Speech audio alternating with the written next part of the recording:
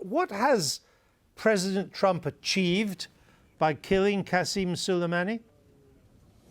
Well, I think he took the world's most notorious and dangerous terrorist off the battlefield, somebody who's responsible for the death and maiming of thousands of U.S. and British troops and hundreds of thousands of Middle Easterners. So taking off such a notorious terrorist is a huge blow to the regime in Iran, because Qasem Soleimani was part Secretary of State, he was part CIA director, he was part commander of Joint Special Operations in the United States context, and he was a notorious terrorist, so a huge blow to the regime. Well, I wonder, I mean, it's clearly been a blow, and I can see the American case. They wanted to get rid of what they regard as a bad man.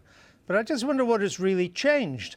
The Al-Quds division is still in Syria. His proxies are as strong as ever in the Lebanon, Iraq, and Yemen. They're under the command now of his very well-trained protege. And there's now a move to get the Americans out of Iraq altogether, which the Iranians would love. So I don't quite understand the strategy. Yeah, I mean, it's only been 4 days, obviously, since they took Soleimani out, so we've got to give it a little bit of time to see how things play out. But Soleimani was the irreplaceable man. I mean, 23 years of battlefield experience, a real mythology around this man. He's number two, is maybe experienced, he may be operationally savvy, but he certainly didn't strike fear into the hearts of both allies and adversaries in the Middle East. So Soleimani was an irreplaceable man. He was second most powerful guy in Iran. But he has been replaced.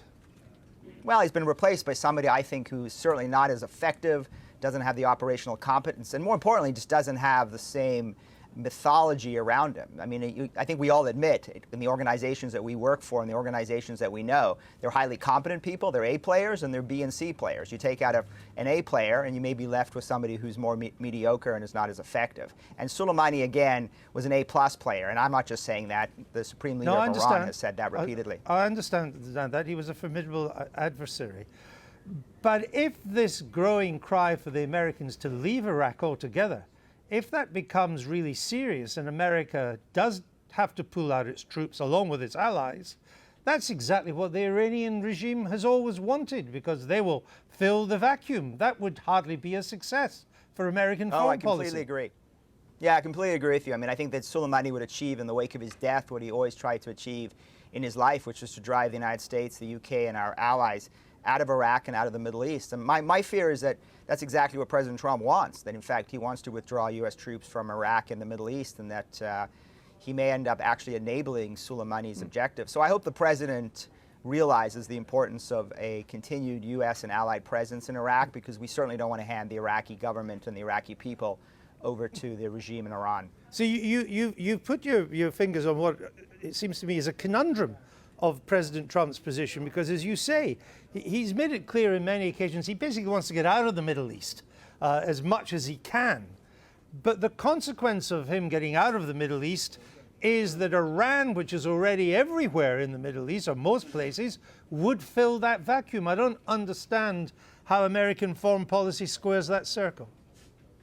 Yeah, no, I don't think it does square that circle, and I think the president is probably learning over the past 3 years that it is critical that the United States stays engaged in the Middle East. It's critical to protect our allies and our interests. I mean, the president talked today in the speech about energy independence. I mean, we don't have energy independence in a real sense, because oil prices are set in global markets. And so what happens in the Gulf, what happens in the Middle East, what happens in Europe has a huge impact on the global oil price, which has a huge impact on our gasoline prices and our economy. So we have to stay engaged in the Middle East, and I hope President Trump realizes that and continues to keep a significant U.S. presence in places like Iraq and elsewhere. It's not clear that that's what his Jacksonian base would want, but let me ask you something else, that the original justification for this attack was that there was an imminent threat to American personnel and assets based on intelligence.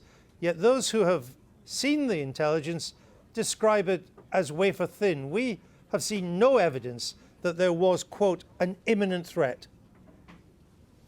Yeah, I mean, I think it's unfortunate that the administration has used the phrase imminent, because clearly that is not necessary for the legal justification to take Qasem Soleimani out. I mean, Qasem Soleimani is a designated terrorist. He's also a battlefield commander. And so under the laws of international war, we certainly are able to take him out the same way Barack Obama took out Osama bin Laden, the same way that you would take out any battlefield commander if you believe that it was strategically wise to do so. I think from what I hear from folks inside the administration, Qasem Soleimani was planning additional attacks against American forces and American personnel. He had been responsible for killing an American, and President Trump had laid out a clear red line months ago. Don't touch Americans, don't shed American blood, or you will pay a severe price. Sorry to interrupt you, but we've only got about 45 seconds left. I just want to ask you one important question.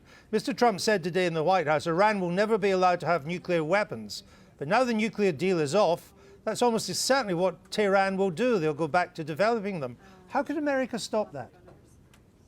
Yeah, I mean, the fact of the matter is these restrictions on Iran's nuclear program under the nuclear deal were going away anyway, starting in 2023 and accelerating in 2025. Well, ultimately, you know, Iran is either going to have to come to the table and negotiate a comprehensive deal that permanently cuts off their pathways to nuclear weapons, or I think President Trump is signaling he'll use military force to destroy their nuclear facilities if they rush to a bomb.